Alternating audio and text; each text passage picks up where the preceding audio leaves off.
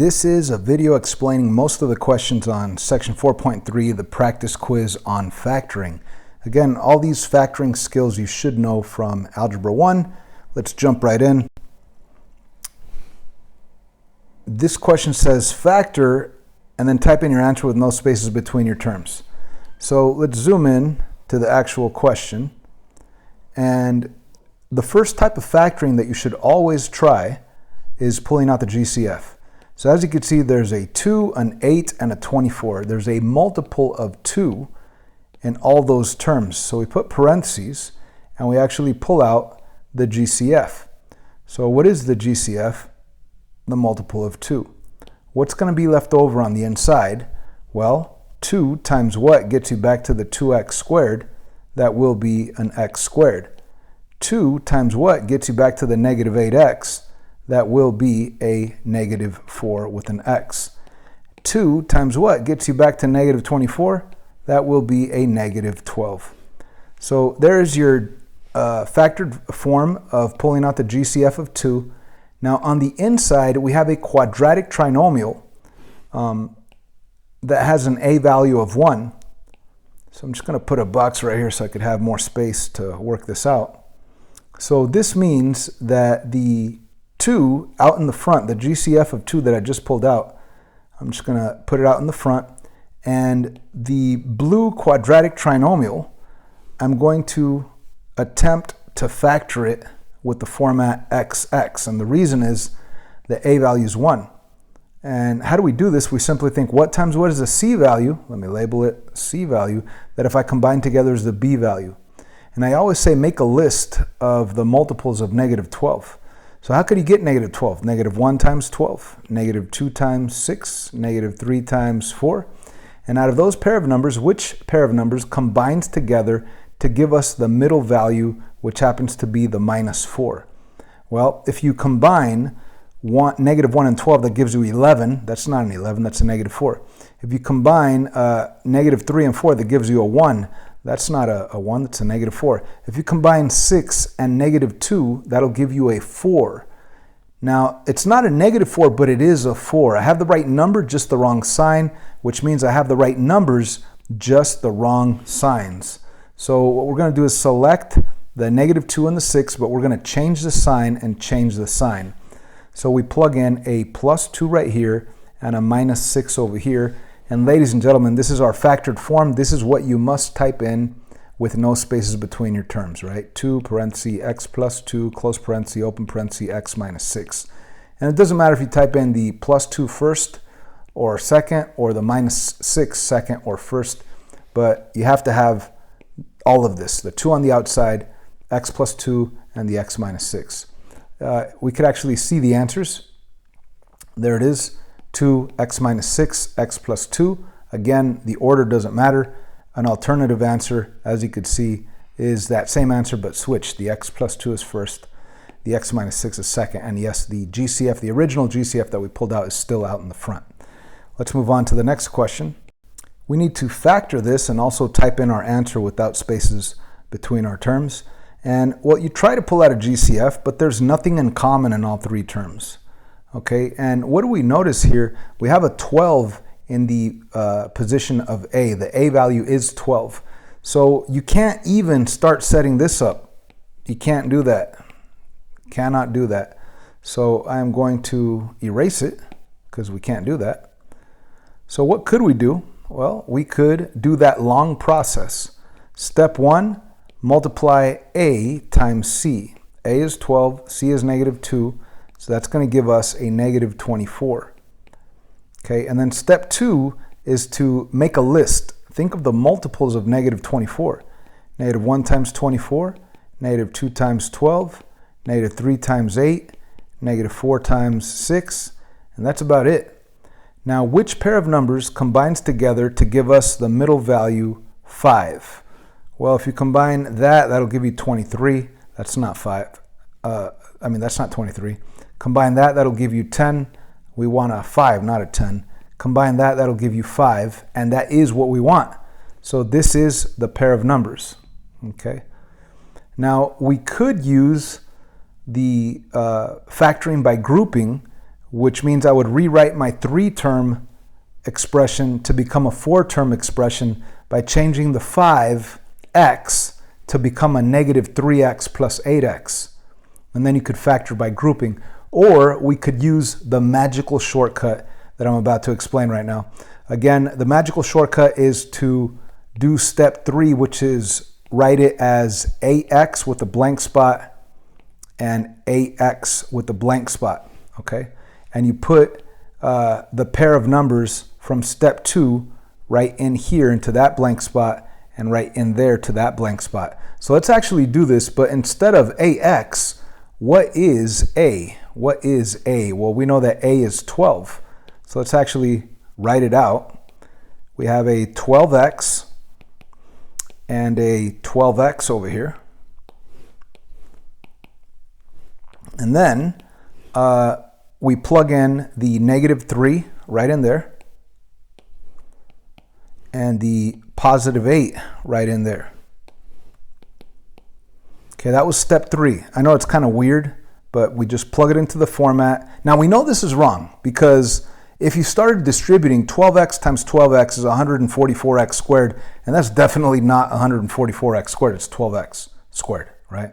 So we know it's wrong as of right now, but we still need to do the 4th magical step, the 4th magic, okay? What is the 4th magical step? To reduce each binomial. It's not even a fraction, right? It's not like you could actually reduce it, but I just use the word reduce because it's it'll help you remember that you reduce both terms here by your GCF, by whatever you can. So what's in common with the 12 and the 3? You could reduce by 3. So imagine that you divide this by 3, and then what will you have left? That will be a 4x minus 1, right? 12 divided by 3 is 4, negative 3 divided by 3 is 1. And technically, we shouldn't even show this because this is incorrect. This is just something that goes on in our head, right? You divide both the 12 and the negative 3 by 3, and you end up with this. And now on the other one, what could you divide both of those by? Well, yeah, you could divide both of them by 2, but there's a greater value that you could divide both of them by. You could divide both of them by 4, right? And this is just in our heads, right? So what is 12 divided by 4? That is a 3, and of course it has an x. What's 8 divided by 4? That is a 2. Ladies and gentlemen, this is our factored form, 4x minus 1 and 3x plus 2. I think that's a whole heck of a lot easier than rewriting this 3-term expression to 4 terms and then using factoring by grouping, which is another 3 steps itself. This is way faster, okay? So I recommend using this magical shortcut. Let's move on. So on this one, we also want to factor, and you're probably thinking, well, I have a number here. I need to multiply a times c. No, not really. Before doing that, we have a different tool that we should try to do, and that would be using square roots, because we technically do have a perfect square term in the front, perfect square term in the back. So maybe, just maybe, we could use square roots and plug it into our factored form format. So the square root of 4x squared, that is 2x. So you put a 2x right there and a 2x right there. And the square root of 49 is 7. Put a 7 there and a 7 there. Now think about it. When you're distributing, the final distribution, the final multiplication problem is going to be this 7 times that 7 to give us this last term, which happens to be a positive 49. So the only way this is a positive 49 is if this is a positive 7 and a positive 7, or if it's a negative 7 and a negative 7, a negative 7 and a negative 7. That's the only way that you're going to get a positive 49 when you multiply that last 7 times 7. There is no way that one could be positive and the other one could be negative, because that would give you a negative 49, and we know that this has to be a positive 49. So for a positive 49 to happen, you have to have both same signs, either minus minus or plus plus. Now look at the middle term. The only way you're going to end up with a middle term that's negative is if both of these are negative. If both of them were positive, then everything would be positive. So let's plug in our negative there and our negative there. And let's double check this. Let's not just say, oh, that's our answer. Let's type it in and hit enter. Let's actually double check it. 2x times 2x is 4x squared. 2x times negative 7 is negative 14x.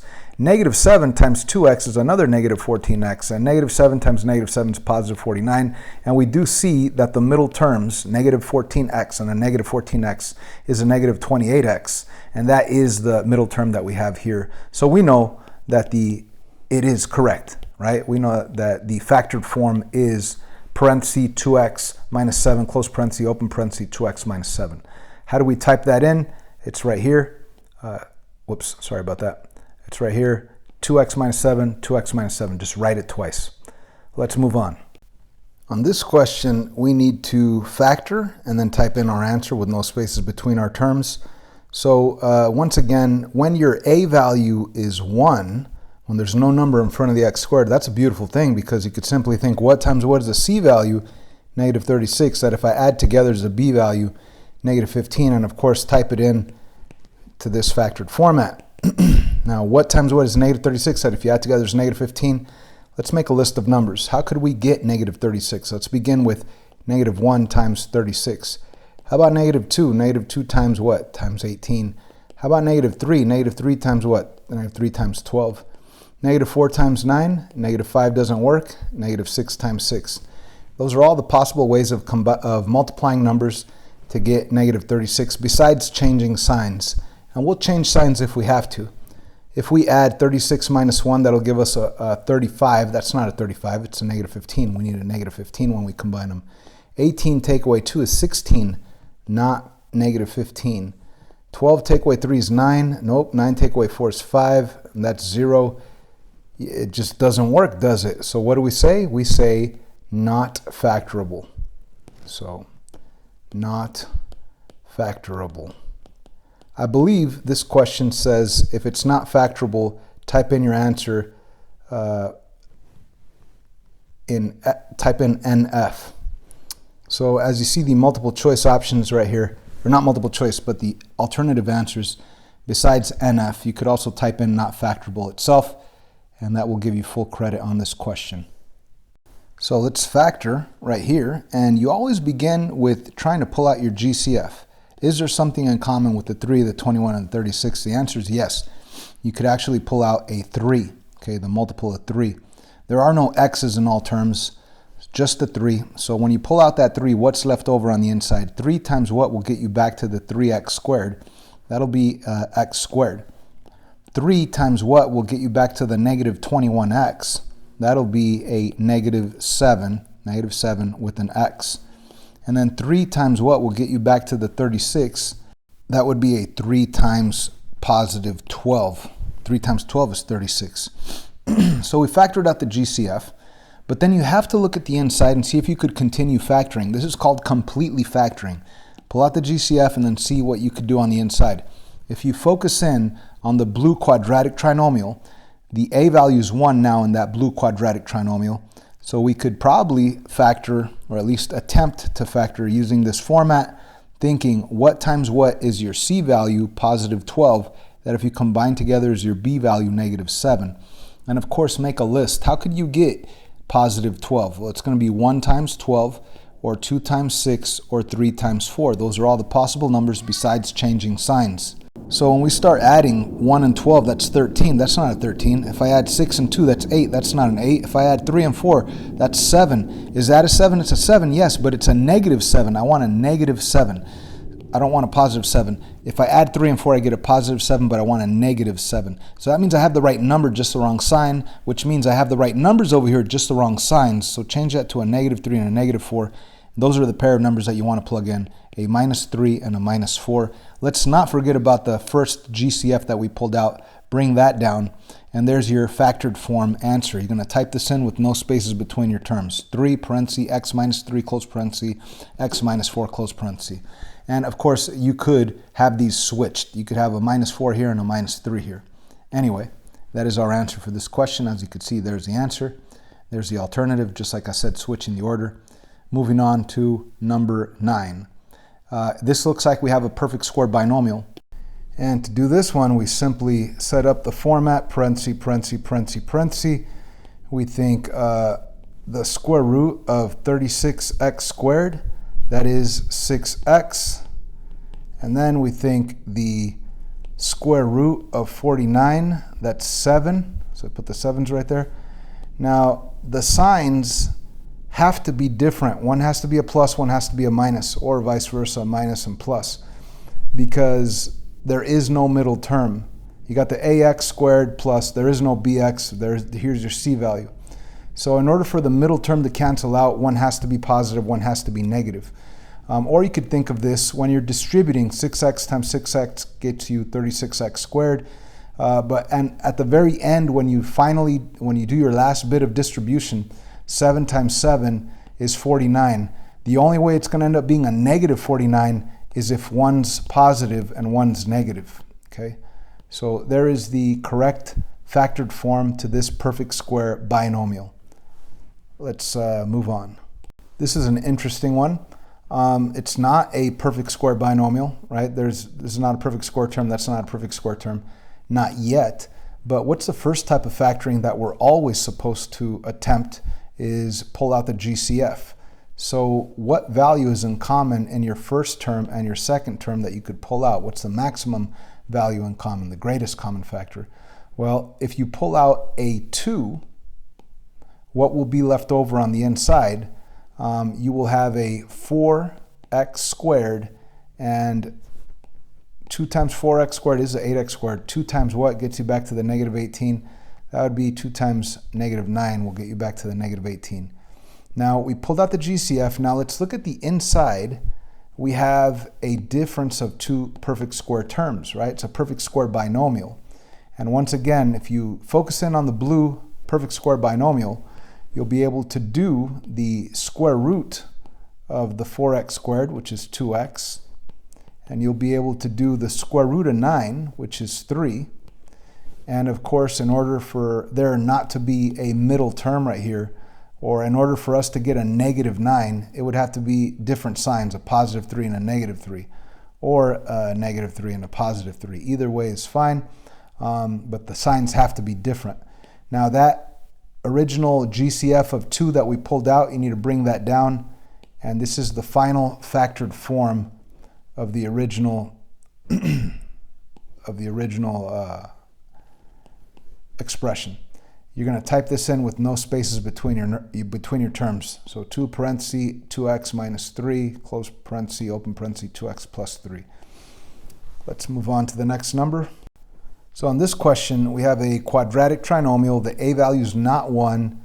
So we first try to pull out something like a GCF, and there's nothing in common in all 3 terms.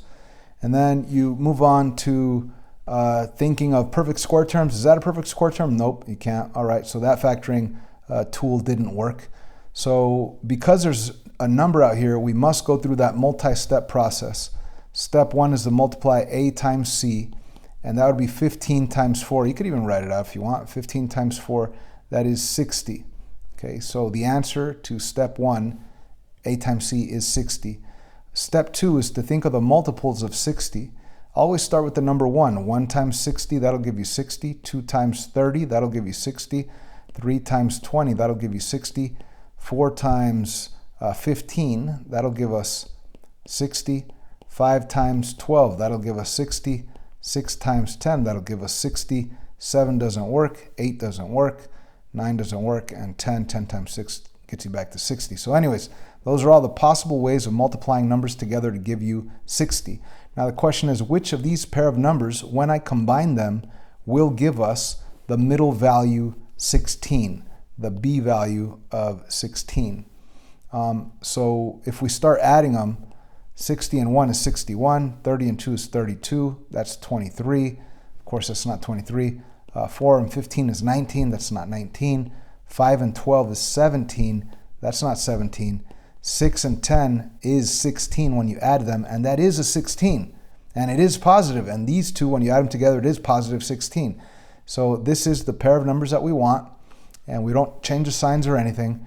Now we move on to step 3, and you could change this quadratic trinomial to a four-term polynomial. So you could rewrite it as 15x squared. I'm not going to do this, right? But I could rewrite the positive 16x. I could rewrite it as a plus 6x plus 10x, and then the plus 4 at the very end. making it 4 terms instead of 3 terms. Now, why would I do that? So I could factor by grouping, by separating them into 2 groups, and then doing the factoring by grouping process. But instead of that, let's jump to that magical shortcut, which we set up parenthesis AX with blank spots. And we know that the pair of numbers from step 2 go right into those blank spots. So let's actually set it up. What is AX? A is clearly 15. So you're going to put 15 with an X and 15 with an X. Okay, and then after that, we plug in the 6 and the 10. We plug in those numbers right here and there. 6 right there, 10 right there. They're both positive. Put a plus sign between them. We do the plus sign in a different color so it'll stand out. I'm going to go with green. Going with all the colors. Anyway, we have plugged it in. And now we need to do the 4th step on the shortcut, which is magically reduce. So we have this binomial. We're going to magically reduce it by the greatest common factor, which in this case is 3, right? So I want to put this in a little cloud. We're going to magically reduce by 3. So what do I get? 15x divided by 3 is 5x. And then 6 divided by 3 is 2. And then the other one, we're going to magically reduce not by 3, not by 2, but by 5. We have a 15 and a 10. We're going to magically reduce by 5. So I'm going to put a little cloud and put a little divided by 5. So 15 divided by 5 is 3, and with an X. And then 10 divided by 5 is 2. And ladies and gentlemen, we have factored. There's your factored form answer, a factored form expression of the original, and you could write it as 5x plus 2 times 3x plus 2, or the alternative 3x plus 2 times 5x plus 2. It's just the binomial switched, okay? Instead of jumping to the next question, we're going to end this video here. It's getting pretty long, and we'll start another video with the next question, question number 12.